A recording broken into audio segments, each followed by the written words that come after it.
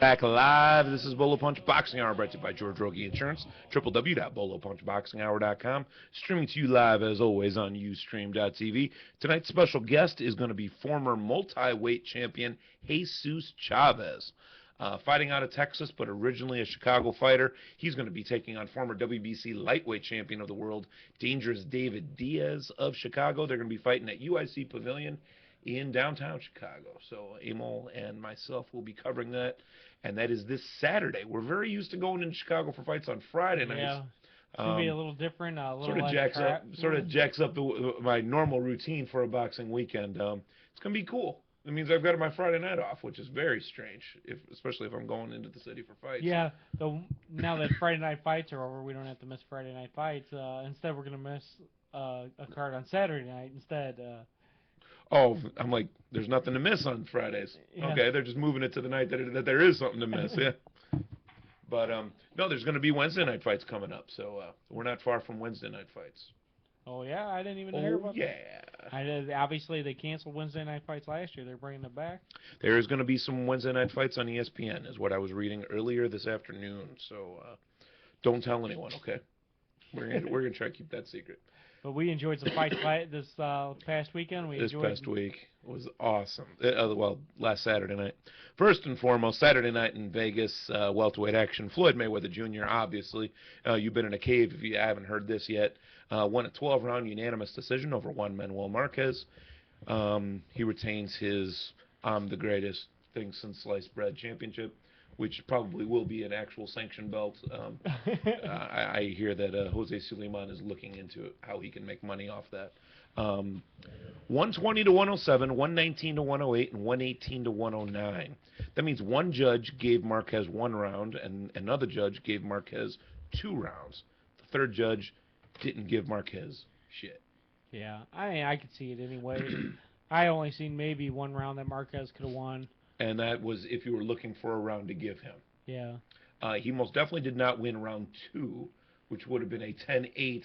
And honestly, it was going to be a 10-8 even if he didn't go down, the ass whipping he was taking. So, I mean, with the knockdown, fine, make it a 10-8. But a lot of guys would have made that a 10-8 even without that knockdown. So there is a decent case for that being a 10-7 round even. Yeah. I never really got to look at the official scorecards. I see the scores in front of me. But the cards themselves, I'd like to see how the second round was scored because it was such a whipping. Well, the whole fight was a whipping. Mayweather did what he was supposed to do. It could have been all 10-8s. Marquez looked less than stellar in this one. We thought Marquez was number 2 in the world pound for pound. I'm sure on most people's list he slipped quite a bit now. Floyd has to at least jump into the number 2 spot, I would think, from that showing, if not propel him above Pacquiao. Because Pacquiao and Marquez, a lot of people think Pacquiao lost to Marquez, actually in both fights. So I don't know, Pacquiao, everybody's like, what's going to happen now when Floyd fights Pacquiao? Well, we'll have to see if he even gets to fight Pacquiao. Floyd versus Pacquiao is almost to the status of a pipe dream that it'll ever happen. Well, Pacquiao has to get past Cotto to start off with. Which people are just all thinking, these people are like, so when he beats Cotto, then maybe he'll be able to fight Floyd. Yeah. Okay, forget about how incredibly difficult Pacquiao against Mayweather would ever be to join up. Because Freddie Roach has already said, if Floyd comes to our door looking for a fight and expects a 50-50 split, he can go pound sand. Well, there you go. That's proof that fight will damn near will never happen. Yeah. I mean, Floyd's going to come in and say, no, it ain't going to be no 50-50. I want 60. Yeah. And Pacquiao will say, I want 55. I'm not going to be as greedy, but he'll probably start out saying, I want 60-40. And Floyd will say, that's fine with me, 60-40, I'll take the 60. And it's going to be a big old mess, and they're never going to – and the only way that fight will happen is if it's 50-50. Yeah. And watch them even do something that I don't remember ever seeing happen. You know what? You're each going to get a guaranteed 30, or you're each going to get a guaranteed 40, and the remaining 10% goes to the winner. There'll be a bonus in it or whatever. That wouldn't be a bad way to do it. I think that'd be a great way. That's not my idea. That was Bernard Hopkins came up with that. Bernard Hopkins said that in an interview that I saw on YouTube just a couple of weeks ago. He's on, and I don't know who it was that he was talking with, but it was on YouTube. Bernard was the special guest, and he's talking all kinds of garbage about Roy Jones. Well, one of Roy Jones's friends was listening, called Roy, and said, call into this radio show. So all of a sudden, Roy and Bernard are both on the phone being interviewed, and they're just shredding each other. They're being respectful, but they're ripping on, like, it's like me talking about Amel to you with you sitting next to me. It was just very strange. He's not saying, okay, Timmy's marking something with a marker. We're going to have to see. Timmy, are you about to show me a sign or something? We are going to have to see if Pacquiao can even get past Cotto. Everybody's just thinking that he's going to blow past. They're not even counting this as a fight. Like, Pacquiao already beat Cotto, a guy that's only lost to one man, and he possibly... With loaded gloves, probably. Yeah, probably with... Oh, a naturally larger man than Pacquiao. Yeah, much... Not as fast, but definitely a harder puncher.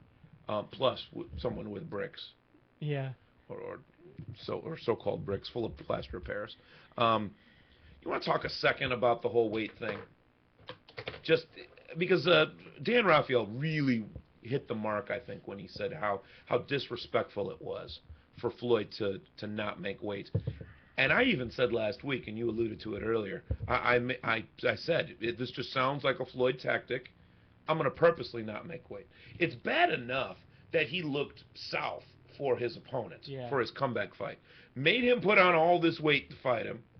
And then they kept everything a big secret. I mean, it wasn't posted anywhere what weight this was even going to be at. And half the press said it was going to be a catchweight. Half the press said it was going to be a welterweight fight. So welterweight means 147. That's not where it was. Floyd, even in the 24/7, was saying, "I'm right on weight. I'm not going to have any problem making weight." Yeah, he's right on what weight? 147 weight. Right on the weight. He didn't say I'm right on 147. I'm right on point is what he would say. I'm right on point to be 2 pounds overweight. He made $10 million. He does not give a care about 600,000. Yeah, he made a guaranteed. I think it was 20 million. I think or something like that. It was guaranteed. Maybe it was guaranteed 10. I read 10, but he's going to get backdoor money for pay-per-view buys. And it's going to be damn near 1 million pay-per-view buys. So it's going to be pushing 20 for that fight. There were a lot of good fights this week, though, and we have to cover a lot more ground in not much time. Chris John won unanimous decision over Rocky Juarez at featherweight, and Chris John almost got knocked out towards the end of this fight. Rocky Juarez was that close to knocking him out. Chris John ate a punch that just came from nowhere, and his legs went, I mean, it was scary. Yeah, he wobbled around and managed to make it through the round. That one judge had it 114-113, which was... It wasn't a unanimous decision, by the way. Oh, no, it was a unanimous decision. It was a very close decision on one card, and the other two cards had a blowout. And it had it 8 and 10 points. 10 points, 10 points, 6 points, and 1 point. And those are three guys that supposedly watched the exact same fight. On different sides of the ring, I guess. I don't know. It doesn't make ridiculous. That's ridiculous. One was in Texas, I guess. Yes. Ooh, little Juan Diaz joke.